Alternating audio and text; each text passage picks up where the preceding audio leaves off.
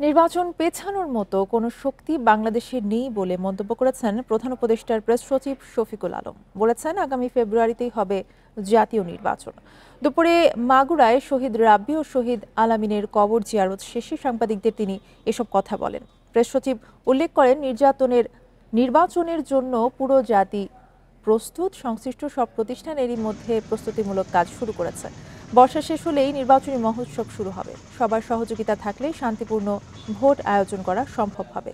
সংস্কার প্রসঙ্গে তিনি বলেন, জুলাই সনদ নিয়ে রাজনৈতিক দলগুলোর সঙ্গে সমঝোতার ভিত্তিতে কাজ চলছে। সংস্কার কার্যক্রম দ্রুত গতিতে চলছে। বান্ডেল থাকলে প্রতি সেনমানিতে টাকা বাঁচবে। বিকাশ সেনমানি বান্ডেল কিনে জিতুন প্রতি লেনদেনে।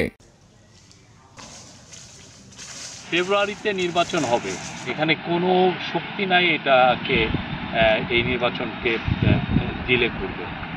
এটা আমাদের চিফ অ্যাডভাইজার বলেছেন এবং আমাদের চিফ অ্যাডভাইজার বলার পরেই আপনারা দেখেছেন ইলেকশন কমিশনও বলেছে।